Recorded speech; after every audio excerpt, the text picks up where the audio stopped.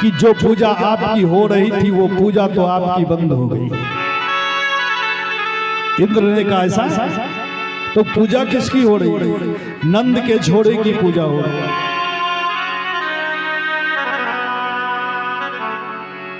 आज इंद्र बड़ा कुपित हुआ। इधर सब लोग एकदम मस्त हो रहे हैं। भगवान कहते हैं सभी ग्वाल बाल से कि अब तुम लोग आंख बंद करो, और तुम लोगों की इच्छा थी कि गोवर्धन नाथ प्रत्यक्ष हो करके भोग लगाएंगे, तो आंख बंद करके उनका ध्यान करो। गोवर्धन नाथ भोग लगाने के लिए तैयार है। और जैसे ही आंख बंद करके सांडिल्य मुनि ने भोग लगाया, तदयम वस्तु गोविंदम त्वमेव समर्पय गृहाणी सम्मुखो भूत्वा प्रसिद्ध परमेश्वर। हे प्रभु, ये आप ही की वस्तु है और आपको भोग लगा रहे हैं। और उसी समय भगवान आज गोवर्धन नाथ पूरे रूप में दृष्टि गोचर हुए और सभी ब्रजवासी को दर्शन दिए। प्रेम से बोलिए भगवत्सल भगवान की जय। सभी लोग प्रसन्न हो गए। गोवर्धन नाथ के 4 हाथ। मैया एक बार देखती है अपने लाला को, एक बार देखती है गोवर्धन नाथ। तो मैया कहती कि लाला तेरा रूप और गोवर्धन भगवान का रूप तो एक ही जैसा दिख रहा है। तो भगवान कहते कि मैया इसमें हमारा क्या दोष है? अब एक ही जैसा दिख रहा है तो इसमें हमारा क्या दोष है? सभी को कोई एक बार इधर देखे, एक बार उधर, और सभी लोग अब देख रहे हैं कि भगवान अब भोग लगाएंगे। तो भगवान चारों हाथ से भोग लगाना प्रारंभ कर दिए, क्योंकि बैलगाड़ी में भर भर करके लाया गया था। जैसे यहाँ पर हमारी माताएं एकदम भर भर करके डलिया लाई है। प्रेम से बोलिए वृंदावन बिहारी की जय। जब चारों हाथ से भगवान भोग लगाना प्रारंभ किए तो 5 वर्ष का जो मधुमंगल था वो तो नितांत गरीब था। मधुमंगल ने भगवान से कहा कि लाला, पहले जब पूजा होती थी तो हम लोगों के लिए कुछ बचता था, लेकिन तुम्हारे भगवान देखो ऐसे हैं कि लगता है सब कुछ भोग लगा लेंगे और हम लोगों के लिए कुछ भी नहीं बचे। भगवान कहते कि चिंता मत करो मधुमंगल, हम लोगों के लिए भी मिलेगा, क्योंकि भगवान जितना लेते हैं ना उससे कई गुना लौटा देते हैं। चिंता करने की बात नहीं। और भगवान भोग लगाते गए, सारा भोग समाप्त हो गया। सारे लोग प्रसन्न हो गए। लेकिन जैसे भगवान ने भोग लगाया तो उसी प्रकार फिर वापस भी सभी ब्रजवासियों के लिए कर दिया। और इधर इंद्र बड़ा कुपित हुआ। और महाराज इंद्र ने संवर्तक नाम के मेघ को कहा कि जाओ, जिस समय प्रलय का समय आता है तो संवर्तक मेघ को छोड़ा जाता है। इंद्र ने कहा ब्रज को एकदम डुबो दो। हमारी पूजा बंद हुई तो इसका दंड तो मिलना चाहिए। आज इंद्र ने आदेश किया कि गणम संवर्तकम नाम मेघानाम च अंतकारिणा। ये अंत समय में इस मेघ को छोड़ा जाता है। और जब वह अंत समय में उस मेघ को जो करना होता था प्रलय ला देता है।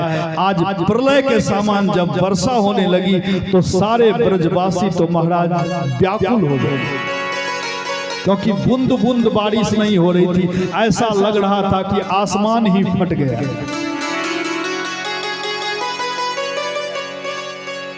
और जब यह संकट की घड़ी आई तो सारे ब्रजवासी आवाज लगा रहे हैं कि कृष्ण कृष्ण महाभाग,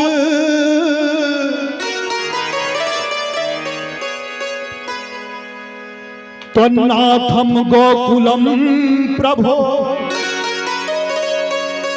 हे प्रभु, आप तो इस गोकुल के नाथ हो, हमारी रक्षा आपके सिवा और कौन करने वाला है। भगवान कहते हैं कि ब्रजवासियों घबराओ नहीं, तुम लोग अपने छकड़े, अपने जो ग्वाल हैं, गाय हैं, बछड़े हैं, सबको लेकर के गोवर्धन की तलहटी पर चले आओ। सारे ब्रजवासी भगवान की बात सुनकर गोवर्धन की तलहटी में चले आए। और आज भगवान वो काम करते हैं जो किसी भी अवतार में ऐसा नहीं हुआ। 7 वर्ष की उम्र और भगवान अपने ब्रजवासियों की रक्षा करने के लिए आज उस गोवर्धन नाथ को, उस पर्वत को, जैसे गोबर छत्ता को कोई बच्चा उखाड़ करके हाथों में धारण कर लेता है, आज हमारे प्रभु ने उस गोवर्धन, उस पहाड़ को अपने हाथों में धारण कर लिए और उस खाई में, जहां पर चारों तरफ से पहाड़ का जो वो क्षेत्र था, उस क्षेत्र में सारे ब्रजवासियों को कहा इसमें आकर के सभी बैठ जाओ। प्रेम से बोलिए गोवर्धन नाथ भगवान की जय। रात दिन वर्षा होने लगी। भगवान ने आदेश दिया तो सुदर्शन चक्र पानी को सुखाना शुरू कर दिया। अब भगवान शेषनाग चारों तरफ से आड़ बना दिए कि पानी अंदर न प्रवेश करे। सारा इंतजाम हो गया। और महाराज कुंभज ऋषि जो त्रेता के ही प्यासे थे, क्योंकि मैया सीता के यहाँ जब कुंभज ऋषि पधारे थे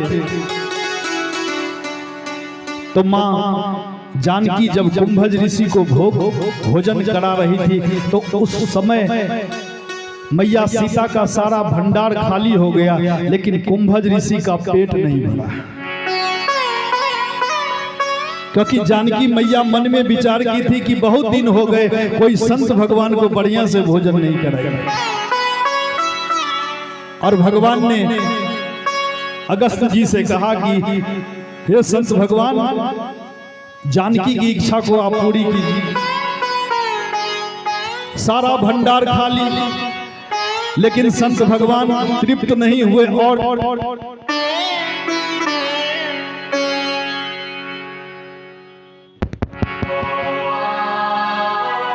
मैया जानकी अन्नपूर्णा मैया को कहती है कि देवी, संत भगवान भूखे रह जाएंगे, हमारी मदद करो। अन्नपूर्णा मैया लग गई, अनेक देवियां लग गई, लेकिन संत भगवान को तृप्त नहीं कर पाई। तो भगवान ने इशारा किया कि कम से कम अब शांत हो जाएंगे। तो संत भगवान कहते हैं कि अब जल चाहिए, क्योंकि अब प्यास लगी है तो जल दो। तो भगवान श्री राम कहते हैं कि हे संत भगवान, इस बार आपने भोजन किया और द्वापर में जब मेरा कृष्णा अवतार होगा तब पानी पी करके अपनी प्यास बुझा लीजिए। और जब आज ये समय आया तो भगवान श्री कृष्ण अगस्त जी का आह्वान करते हैं, और अगस्त जी जो उस युग से प्यासे थे आज सारा पानी पीना शुरू कर दिए। प्रेम से बोलिए संत भगवान की जय। 7 दिन और 7 रात्रि तक भगवान अपनी कन्नी उंगली पर आज उस गोवर्धन को धारण किए रहे। सखाओं ने कहा कोई डंडा टेका हुआ है। उन लोगों को तो विश्वास ही नहीं हो रहा था ये छोटा सा लाला एक गोवर्धन को उठा लेगा क्या, तो इसमें चलो हम भी कुछ मदद कर देते। कुछ सखाओं ने कहा कि लाला कुछ देर के लिए तू आराम कर ले, तब तक मैं धारण करता हूं। भगवान ने अपनी उंगली को जैसे ही हटाने का प्रयास किया तो चटाक चटाक से सारी लाठियां टूटने लगी। सारे ब्रजवासी जो ग्वाल बाल थे वो चिल्लाने लगे कि लाला तू ही धारण कर, हमसे होने वाला नहीं। सारे ग्वाल बाल ने कहा कि लाला तुम्हारे में इतनी शक्ति कहां से आ गई। भगवान कहते हैं कि तुम हमें देख रहा था और हम तुम्हें देख रहे थे। अच्छा, और इसलिए जब नजर से नजर मिलती रही तो गोवर्धन भगवान का ऐसा आशीर्वाद, तेरी शक्ति हमारे में आ गई। सारे सखाओं ने कहा इसलिए हम लोग बड़ा कमजोरी महसूस कर रहे थे, क्योंकि हमारी शक्ति, अरे लाला इतने दिनों से तुम माखन चोरी करता था, अब तुम ताकत भी चुराना शुरू कर दिया। आज भगवान कहते हैं कि कुछ माखन को बल बढ़ायो, कुछ गोपन रही सहा, और श्री राधा जी के कृपा से गोवर्धन लियो उठाए। हे सखाओं, मैं श्री राधा रानी की ही कृपा से इस गोवर्धन को उठाया और कुछ तुम लोगों की सहायता से उठाया। प्रेम से बोलिए ब्रजनाथ की जय। आज भी ब्रज के भक्त बड़े भाव से गाते हैं, क्या? प्रेम से बोलिए वृंदावन बिहारी लाल की जय।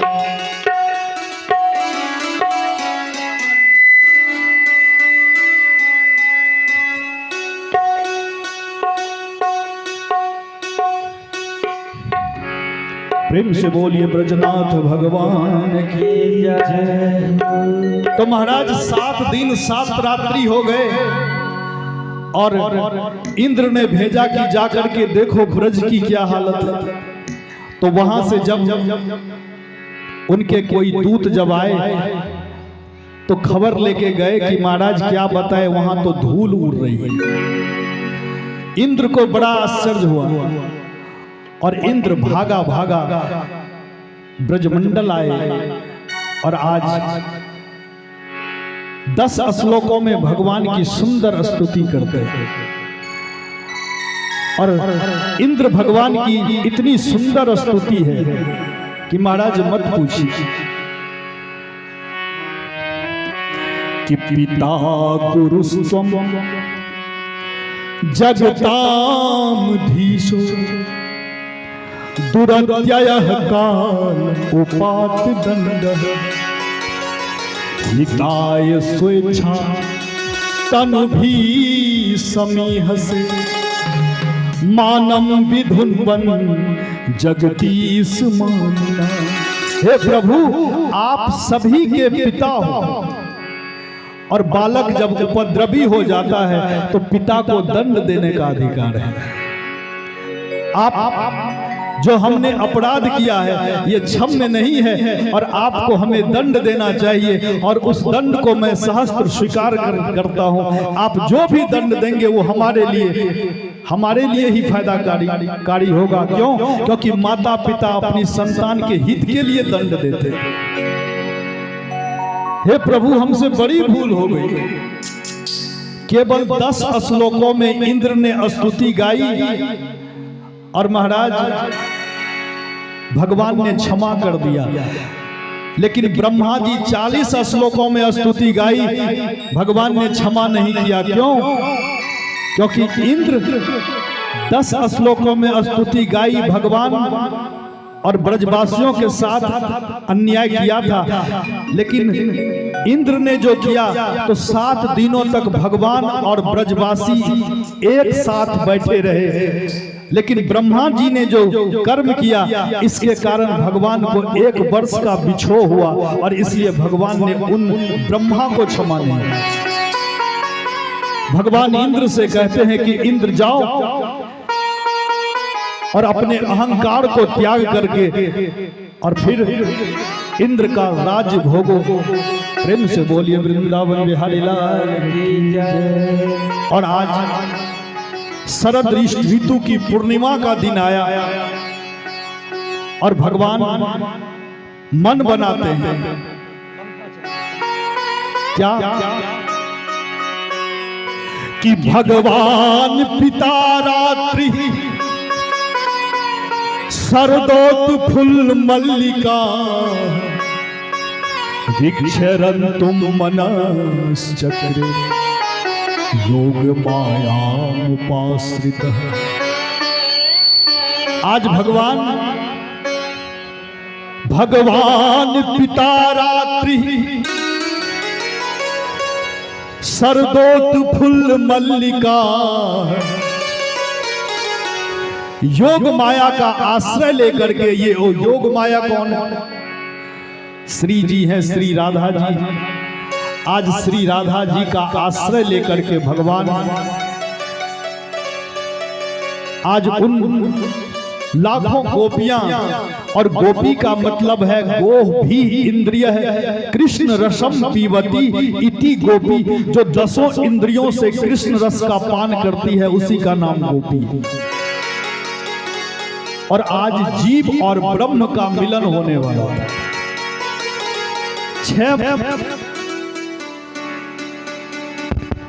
6 महीने की रात्रि हो गई और भगवान आज मन बनाया कि हमें महारास करना है। और आज भगवान जमुना के तट पर बंसी की तान छेड़ देते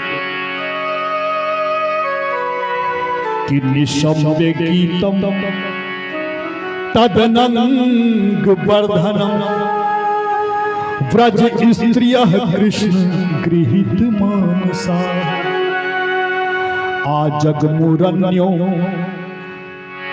अन्यम अलक्षित्यो सायत्र कांतो जबलोल कुंडला।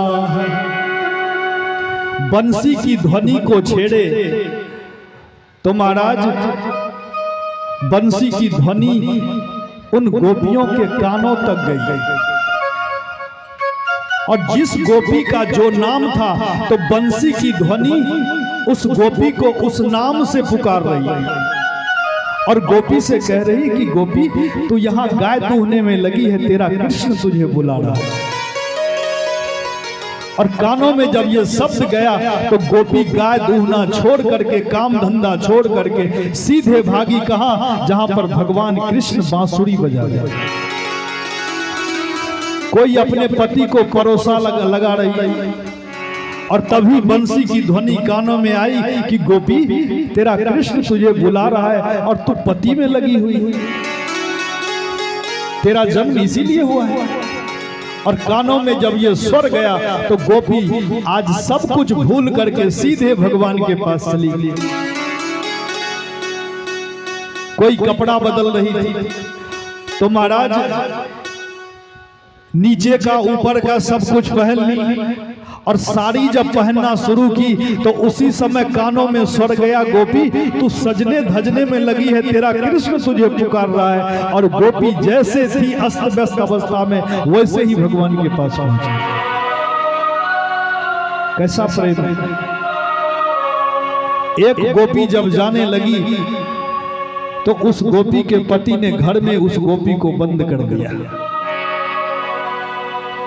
गोपी कहती है कि तू शरीर के साथ प्रेम कर, मैं तो चली। और गोपी अपने प्राण का त्याग करके सबसे पहले उस भूमि पर, उस ब्रजमंडल में जहां भगवान बांसुरी बजा रहे हैं, वहां पर पहुंच गई। और जब समस्त गोपियां पहुंच गई तो भगवान कहते हैं क्या कि स्वागतम ओ महाभागा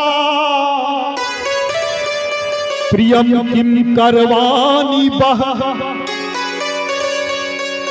आज भगवान सबका स्वागत करते हैं। स्वागत है देवी, आपका स्वागत है, आप आई है यहाँ पर। लेकिन क्यों आई? अब यहाँ पर हम निमंत्रण दे दें और हम ही पूछें कि आप लोग क्यों आई हो, तब तो आप सबों को आश्चर्य होगा। ये स्वयं बुलाए हैं और यही कह रहे हैं कि क्या क्यों बुलाए हैं आप, क्यों यहाँ पर आई है। भगवान कहते हैं क्यों आई है देवी? अच्छा मैं समझ गया कि तुम जंगल देखने के लिए आई थी। इस पूर्ण चंद्रमा में जो ये जंगल देखने में बड़ा सुंदर लग रहा है, यही दृश्य देखने के लिए आई थी। अब देख ली, अब जाओ यहाँ से। गोपियां कहती है वाह, एक तो बुलाया और सब कुछ छोड़ छाड़ के आ गई, और अब कहते हो कि जाओ यहाँ से। सभी गोपियों का मुखड़ा लटक गया। सभी गोपियां आज विचार कर रही हैं कि ये कह क्या रहे थे। भगवान कहते हैं कि मातरः पितरः पुत्रा भ्रातरः पतयश्च वः। भगवान सबसे पहले भक्त को बुलाते हैं, अब बुलाने के बाद भक्त की परीक्षा लेते हैं और दिखाते हैं कि एक बार घर पर ध्यान है कि नहीं है, कि यहाँ पर मन लगा हुआ है।